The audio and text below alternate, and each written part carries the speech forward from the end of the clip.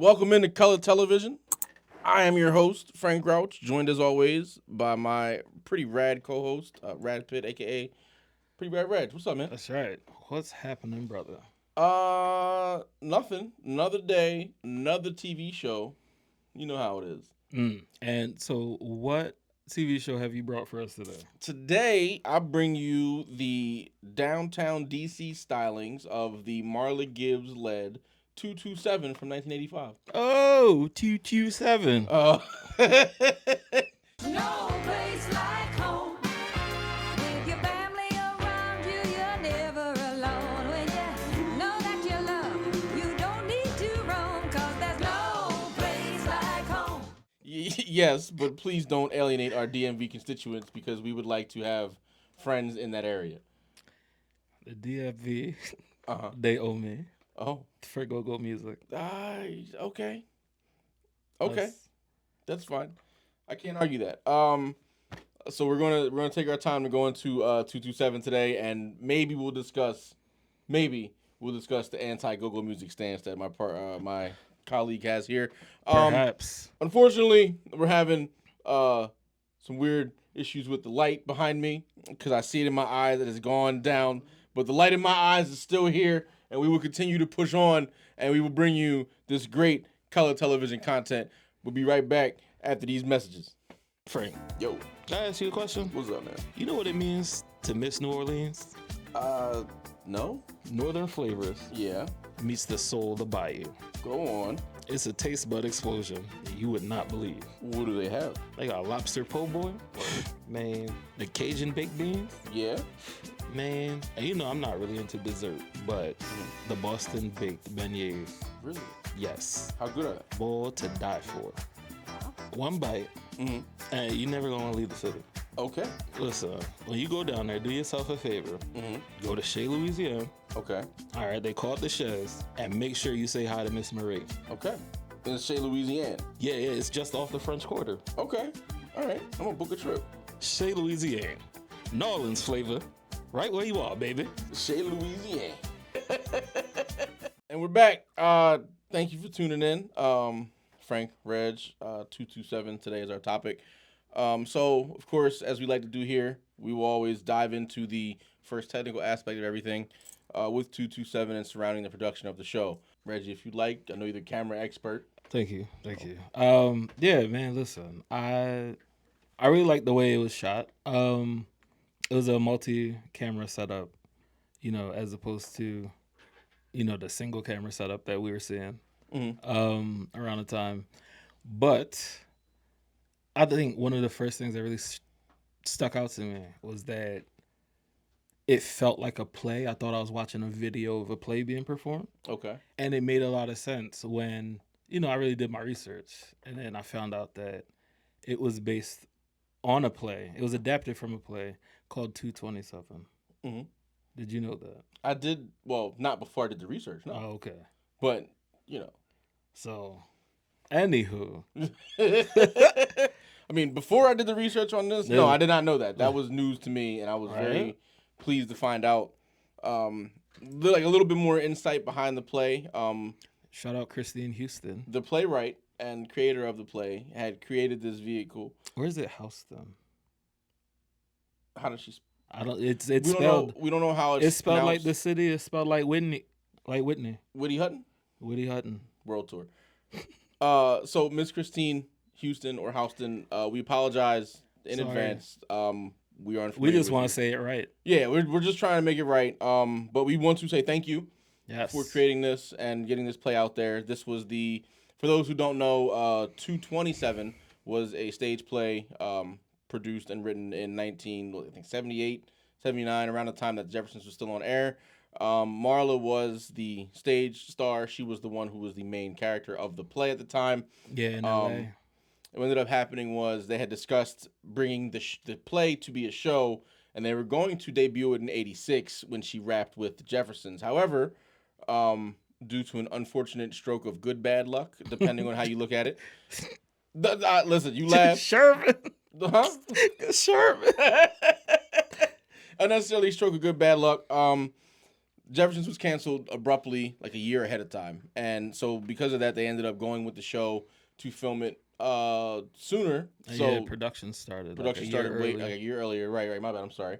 And yeah, so it ended up debuting September 16th, 1985, on NBC, and ended up running for 5 seasons, like 190 something episodes, I think. I think 119. 119. Okay, sometimes I get number dyslexic since they all look the same. It's all right. Don't worry about it. But if you want to correct me in the comments, that's okay. Yes. Yeah, it was somewhat groundbreaking. I guess you could look at it that way. It had the lead. Well, there were technically two leads. You had Mary, played by Marla Gibbs, who was like the focus of the show, but also Sandra's character, played by Jack A. Harry. Well, Jack A. now, but Jack A. Harry then. Yeah. She won an Emmy, Outstanding Supporting Actress. She had to use two names back then. She wasn't big enough to go by one. Not yet. Soon. Not yet. But very, very soon. After I think season 2, she won an Emmy for Outstanding Supporting Actress, and then dropped to Harry. That's so she right. was Jack K for a good while. Forever. Yeah. But yeah, go ahead. Yeah, no, I was gonna say like, yeah, it was to the point that I didn't know she had a last name.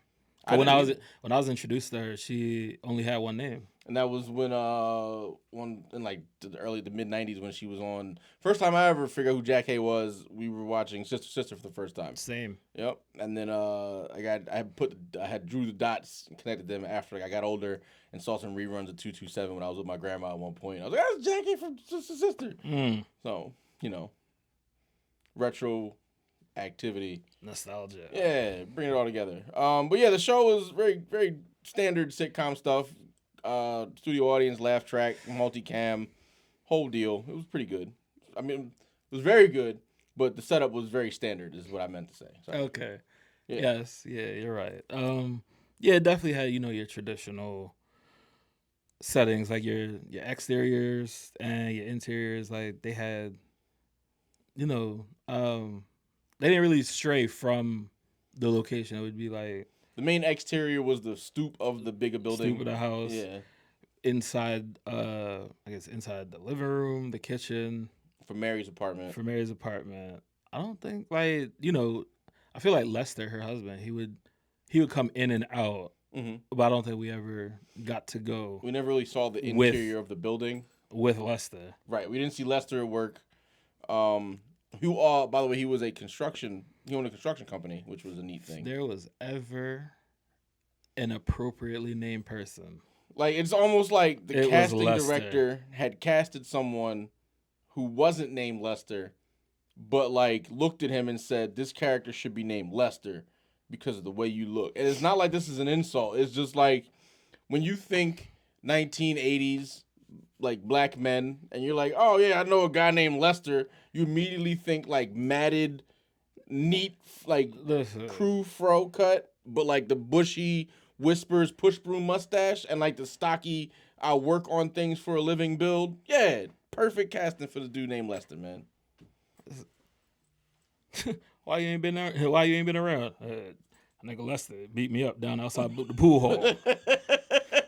Like, Lester look like he rolled his sleeves up before he do anything. bruh, his sleeves are always rolled up. Perpetually rolled up sleeves. Even if he has a short sleeve shirt, he rolls them up just a little bit, just to make a point. Just anywho, he was brolic for no reason. Just unnecessary. I mean, well, he worked construction. so like he was reasonably brolic. He was fit in the if you work construction all your life, this is what you would be built like style. Yeah. So But shout out to him though. He was I think he was at the time of the pilot, he was like a foreman, oh shit. and then eventually he got his own company. Mm-hmm. He started his own company. So, shout out to that sort of representation. And those are things we're gonna highlight going forward, like in Yeah. the series and in our series, is just like little things that are like not that they're normal and they should be normal, but like sometimes they go underlooked or underappreciated. in Especially these back shows. then. Yeah, even back then. I feel like it's always cool to highlight, just be like, oh, this was ahead of its time or something. You feel me? Like, they were it was refreshing to see a black family sitcom or family oriented sitcom that wasn't like rooted in struggle. Like it was almost the opposite of Good Times. which was mostly bad times, to be honest. But Truly. that's neither here nor there. That's We'll that's, get to that's that. another That's episode. later episode, yeah. But yeah, man, you know, like this 227 was just they had regular everyday problems that didn't necessarily have the additional burden of race, Right. which I liked. You know, that was dope. Yeah, like it was, and I know this is gonna sound weird, but like it was the opposite of what Friends did. It had a setup of a group of people inside of a city that made sense that I only saw this group of people. Like in DC, off of this street, there was just an apartment of black people, and I feel like that is more accurate representation than when Friends decided to stick their entire friendship in the middle of New York in Manhattan and have 0 African Americans even as extras. Yeah. Didn't make any sense to me. There were no background Negroes. Zero. There were minimal brown people as it was.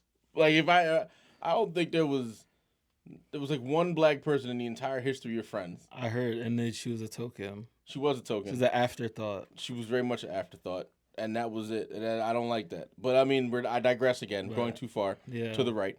We're going to come back to the left. It's your right wing sitcom. Oh man. So yeah, but yeah, it was very very progressive at the time. Like I said, Jack A playing Sandra, who was, I want to say promiscuous, but I mean she was just single. She was dating. She was living her life, living her best life. She worked. She was progressive. She was a baddie. Yeah, she was a professional baddie, and she wanted what she wanted, and she went after it, and that was it. So pretty much else, you know. Was she not quite the prototype for Nola Darling, right? Not quite. She's got to have it. No. Nah. Okay. Not All that right. far. Nah. Okay. Okay. No, I'm not even saying it in a bad way. No, Just- it's fine. Just I'll pull it back. I'll say, if anything, I'd say if she was a prototype for anything, it'd be Regine. For sure. Fashion obsessed, just very aesthetically, Yeah. you know. But it wasn't like she wasn't ditzy. She was just, Yeah. her appearance mattered to her, Yeah. and she made sure it was under control. And then she also liked nice things. So Yeah. Yeah. As opposed to like a Hillary. Who was just ditzy with money. Yeah. Yeah. Mm. Like Hillary wasn't technically dating. She was just there. She was just the ditzy sister. And then like they were like, let's give her more stuff. And then they're like, here's Trevor. And then one of the funniest, best scenes in the history of TV. Hillary Banks, will you marry me? Splat. Hillary Banks, Yes, Trevor! will you marry me? Splat. Like, I know we shouldn't technically laugh at it, but it's one of the best comic scenes in sitcoms is Trevor's proposal. And then she was a widow. It was a whole thing, but she never really was like dating actively. Like I know. Yeah, you're right. But she never was out there. Like It was not a good comparison. And no, it was. Frank just showed us why. Huh? And I said, you just showed us why. Listen, that's the checks and balances. That's why we're here, man. I'll be TV wilding nerds. sometimes. A little Be- bit, not all the time. Just be, sometimes it's just letting that thing go off. Well, And then just hoping it's accurate. oh, But sometimes I miss. it's all right. You gotta take the shot anyway. It's something. That's right. You miss 100% of the shots you don't take. Right? That what Michael Scott said. Michael Scott said that. Yeah, He heard it. And then Wayne Gretzky heard it from Michael Scott. from Michael Scott. Yeah, Yeah. absolutely. But yeah. All right. So that's basically, long story short, that's the synopsis. So we'll take a quick commercial break, and we'll be right back after these messages. More information.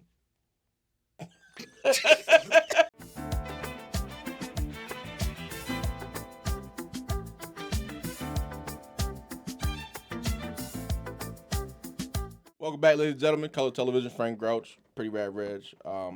So this is my favorite part of our show. Like, as much as I love the research, I love watching TV. It's so much fun. Roll up, sit back, and get into it. We get to speculate now. We get to have some fun. I've already dropped in one of my creative conspiracy theories. Like, there's no weight to these, but we have fun with them. You can run with them if you want to. What we're going to do now is we're going to discuss the reboot. Now, Reggie, Yeah. I'm going to ask you, what are your reboot rules that we follow and abide by here on color Okay. television? On color television, we try to determine should we reboot this or not. Does it need to be rebooted? I think the cutoff is like 25 years. Mhm. Should be fair game. 227 is what, 40?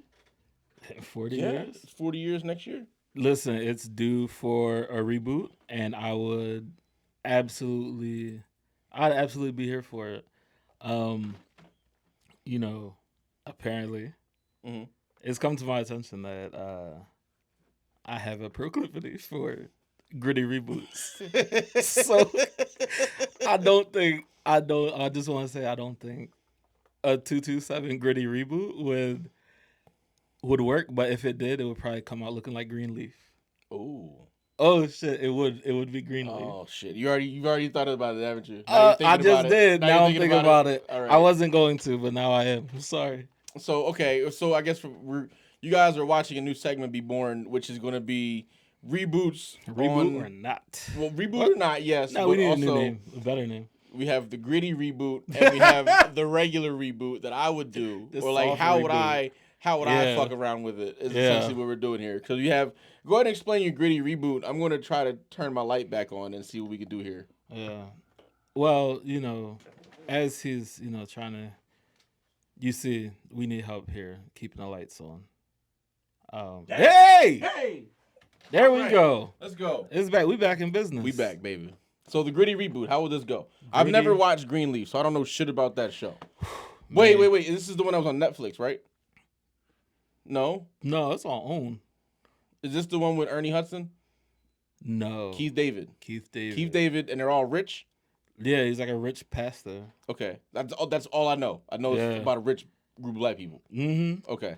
I mean, listen, I watched the show backwards, so I had to watch like the last season, or How did you do that? by accident. Okay. I watched like the next to last season, so the penultimate season. Okay. Watched it, got hooked on the show, then went back and binged the first the first 3 seasons, Mhm. and then watched the last one as it aired, and it was super dope. I really enjoyed it. Okay. But wow, talk about a tangent, because we were definitely talking about The gritty reboot of 227. yeah. But okay, thank you for bringing You're it back. Yeah, I think it would probably end up looking. It could some of the drama from Greenleaf could work in there. Mhm. And for anybody asking me to like show your work, nigga, Bel Air, like the fuck, like this.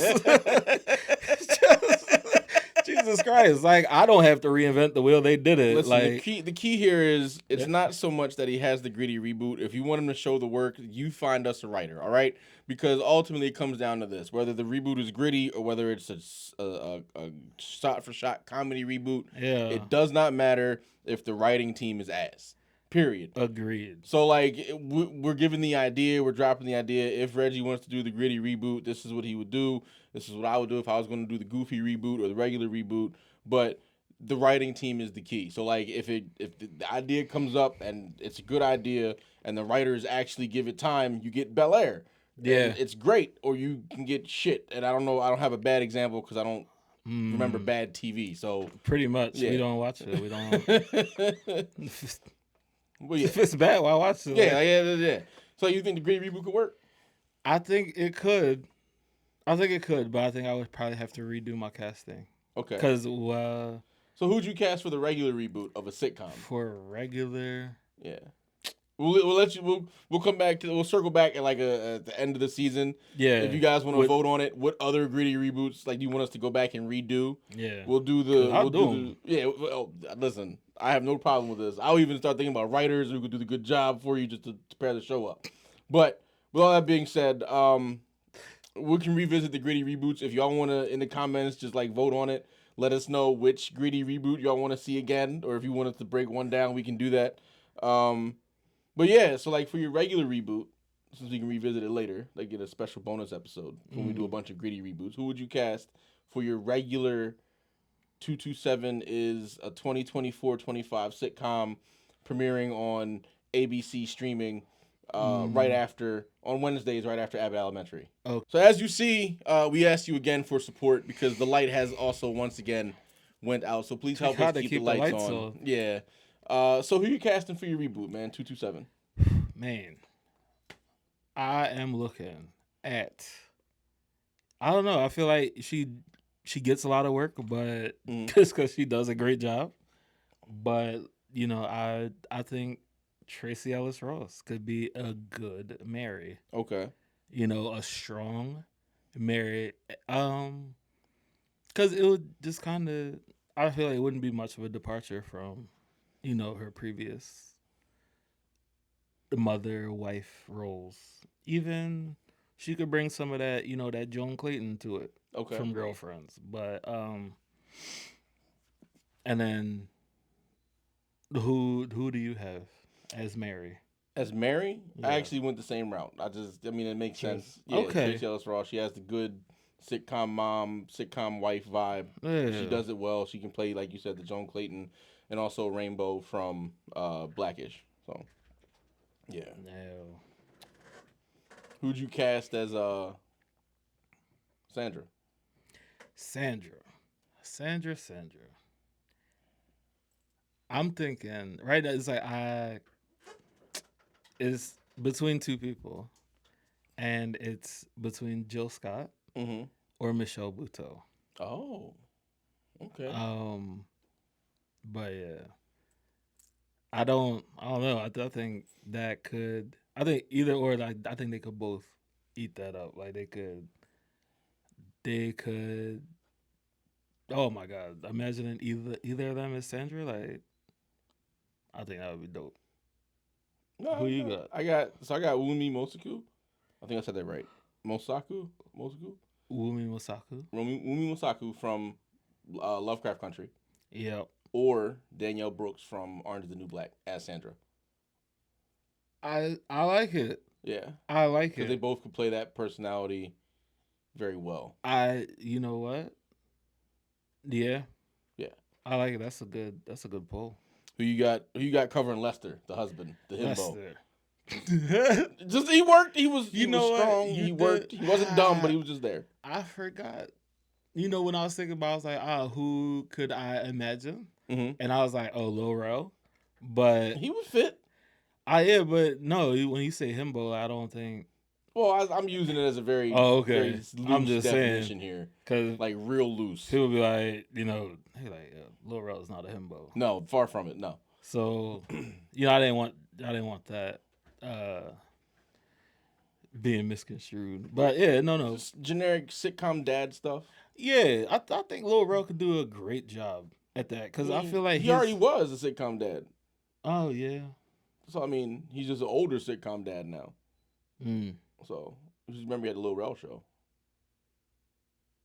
You remember that? I remember it. I didn't watch it. Oh, it was. I'm sorry.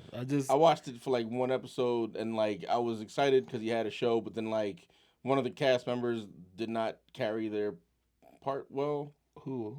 I'm not going to say the name because I do not feel like dealing with this. Just Hilarious didn't do a good job on that show, and that shit pissed me off because why is that your name and you're not making me laugh on this sitcom?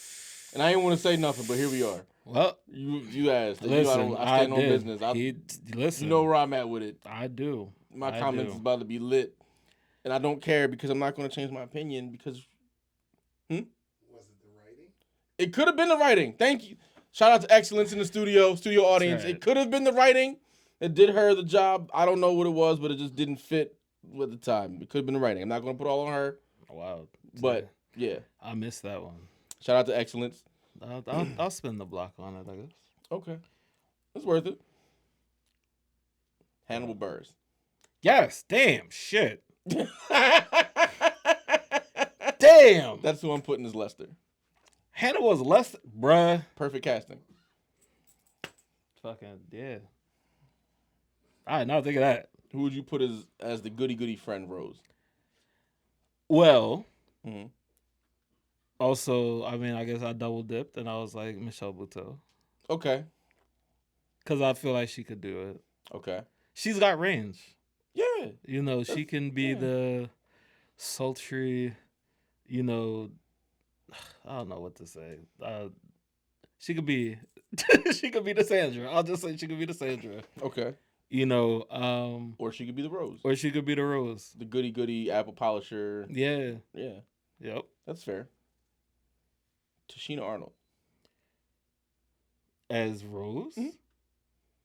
Interesting. She's older now than when she was Jean or Pam on Martin. Yeah. So she can play because Rose wasn't necessarily the spring chicken here. She wasn't young, No, she wasn't. so she could definitely hit the.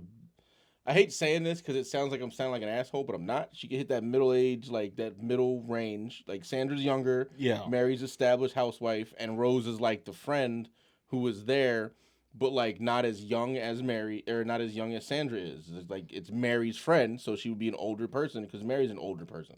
So in that age range, Tracy Ellis Ross, Tashina Arnold, they're about the same age. I could see it. Yeah, I would like to see them on screen that would be together. fun. I think the funny like they both have good comedic chops, Yeah. and we've seen Tashina Arnold play motherly, Yeah. so we could definitely see her play straight edge, like Mhm. down the line, apple polisher, goody goody two shoes. It could definitely work. Absolutely. Who you got for Miss Pearl? Kim Wayans. Specifically because she did the role on In Living Color as Miss Pearl. You throw Kim, You're right. Kim as an actress is already funny. I'm sure she wouldn't mind throwing on a slightly older wig and a little bit of prosthetics to She gonna make dust off the 11 color stuff.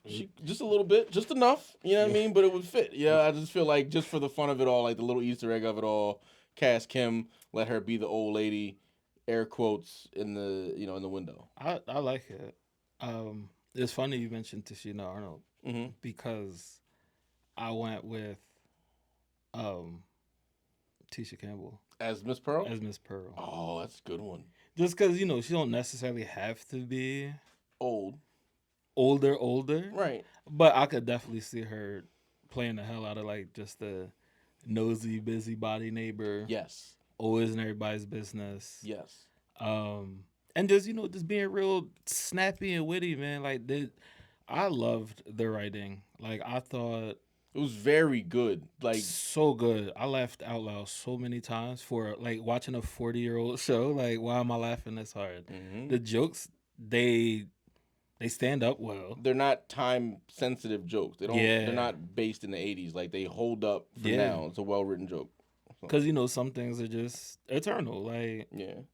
man, Leaving a note on somebody's car is a situation that happens all the way up until now. yeah. It works. So, yeah, it works. Oh, What's but up? What's up? I also have some other. All right, is it time to go to the gritty reboot or no?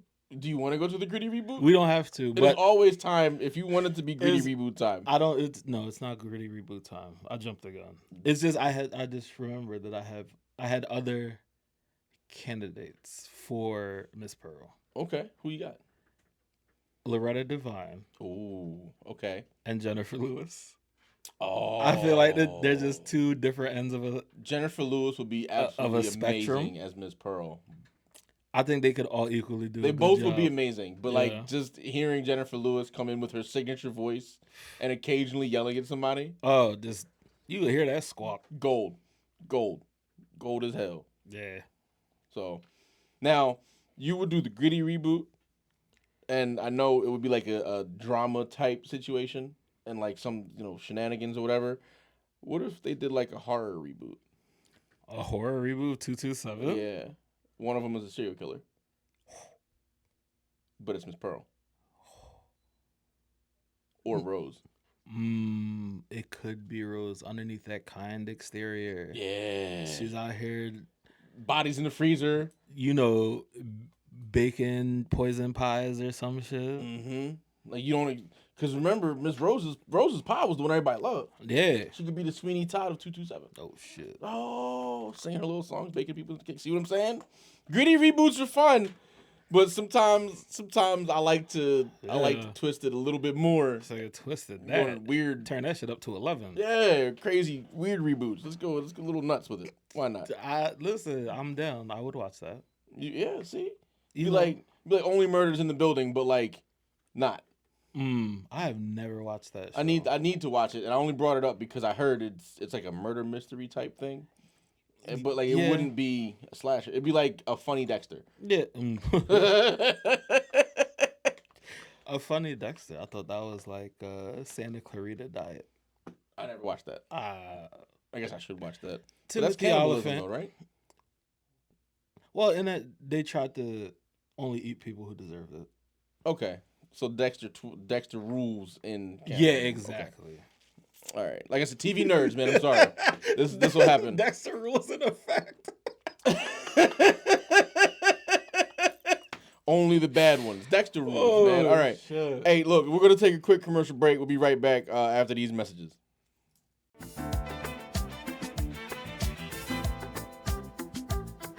And we are back, ladies and gentlemen, TV Land viewers. Frank, That's right. Pretty Rad Reg. So, of course, we're wrapping up, getting ready to get out of here. Thank you again for tuning in. Just a little bit of sprinkle some fun Easter eggs for you about 227. A couple stars that you know now, and some that were bigger previously, but may have not have anything currently going on. Look, I don't Listen, care. you You out can be here- like you want to, but Countess Vaughn ain't had no work in a little bit to be like, yo, she's popping right now. No, but we're not gonna slander her. I'm not. I think she deserves work. I'm just saying, like, she just hasn't been in anything, is all I'm saying. Like, as opposed to the other person I'm going to mention. Listen, Countess. We love you, Countess. Yeah, You no, are- no. I love you. I don't not Clearly love you. you Don't do don't. this. Don't put me on the spot like this. You are a friend of the show. This is not a slack on you. You just haven't been working as much as the other person on this list. And I was trying not to do this, but very clearly, that We was are not so pretty sorry. rad of you. I'm so sorry. Put me on the spotlight Sorry. because comparatively, Regina King, the other name I was going to mention, has been doing a lot more recent work than Countess Vaughn has been doing. That's a fair point. That's all I was trying to say. That's a fair But you point. made it seem like I did. way worse than that. I'm now so here we sorry. are. I'm so So sorry. apologize to Countess Vaughn Well, for making me look like an asshole I apologize to you in front of Countess Vaughn. I apologize for all that. Thank you. I'm so sorry, Countess. Yeah, so like I said, like Easter eggs and stuff, because I was, slightly distracted here on this little tangent. Two actresses got their start on this show, and they are Regina King and Countess Vaughn. And I was trying to say that without diminishing anyone's light. It's just the way the Easter egg had to be released was kind of, oh, this name and this name. No, they both start on this show. Yeah. Regina King was from the beginning. She played the granddaughter of, I'm sorry. My apologies. She played the daughter of Mary, and she was, reoccurring very much in the show. And then Countess Vaughn came in season 4 after winning, I believe, either appearing on and possibly winning. I gotta go check on that. Correct me in the comments. Search. With what was his name? Ed McMahon. Ed McMahon. She said she mentioned that 227 was her favorite show. He said, "What's your favorite TV show? What you like to watch, little girl?" 227. I don't know. She probably didn't say it like that. I'm sorry. Maybe. I don't know. I'm not sure. But yeah, I hope she's not offended. again, we apologize, Countess Vaughn. We as a show, Color Television, okay. apologize, Countess Vaughn. On behalf of him. But yes, that's our trivia. Oh, also, in the pilot episode, the father from Kenan and Kel, Ken Foree, was also in 227. Went on to be in a zombie movie. I think it was Dawn of the Dead, Day of the Dead. Don't get me lying. Anyway, I seen it. It's a thing. Pretty cool. But yeah, like it's neat to see. Like, what's up? We can't let time go past. I'm sorry, we can't let the opportunity go past to not mention another one of the late cast additions, Mr. Stoney Jackson. Stonewall Jackson? The one and only. Oh yeah, you right. Wacky D is in the house. And for those of you that don't know who we're talking about, I guess Stoney Jackson, if you want to picture him, he's like evil Eric LaSalle. Like, he's like evil Eric LaSalle mixed with Ice-T. And you got Stoney Jackson. But I don't know. He's a legend to me. Like I can't wait to get him on the show. He's on that list of like TV legends with Bumper Robinson, Miguel Nunez Jr. Like they're legendary, and they don't necessarily get enough credit for the work they've done in like Black Hollywood. At Like all. And we listen, guys. We got flowers for you. Like we whole want you on gardens, the baby, show. whole gardens. We out here. Like we respect to the other part of this show came from 6 Degrees of Bumper Robinson because he was one of my favorite guest stars That's a, growing up. yo, he was the king of guest appearances. Yeah. Bumper Robinson, man. Yeah, Bumper. We listen. We, we gonna get in touch with your people. Yeah, why not? We got time. But yeah, that's essentially it. That was 227. You get a chance, let us know what our next show should be in the comments. Where do you think we should look at next? We have a few in mind. Probably want to stick in the 80s for a little bit. Might pull some stuff out that'll surprise you.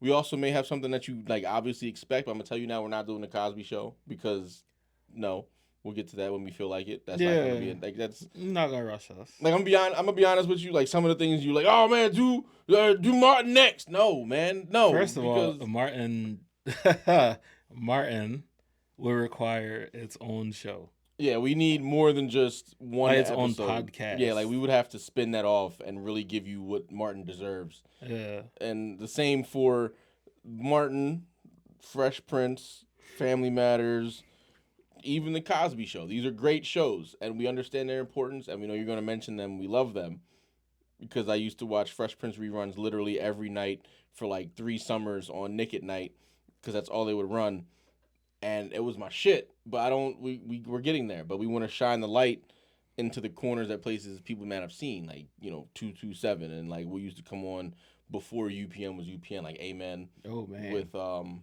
With Sherman Hemsley, his second after After the Jeffersons. after Jefferson's, yes. And then we have what was it? And also we're going to give a little bit of a shout out to Meshack Taylor, who was in Designing Women. Yeah. We'll touch on that actual thing in the whole episode, but because I do like this is color television, and we are going to talk about and highlight all of the black sitcoms and TV shows because we like our television in color. But I'm not gonna like skip, huh? I love that. Thank you. We like our television in color. The tagline is good. Thank you. I don't want to skip over things that I also feel are iconic to our community as well. Just like that do matter to us. So you'll see some pop-up episodes, but I'm not going to tell you what they are because I like surprises, and I also might not know myself. But hey, that's what it is. It is what it is. That's how we plan. So All right, we're gonna try to turn this light on one Again. last time. one last time. Yeah. There we go. Just in time for the end. So listen, this light, I would like to keep it on. So if you can, like, share, tell a friend, check out the Color Television Podcast because, again, we like our TV in color. And without this light, I can't get the same amount of color I always like. I'm Frank Grouch. I'm Pretty Red Reds. We'll see you next time Good night. on Color Television.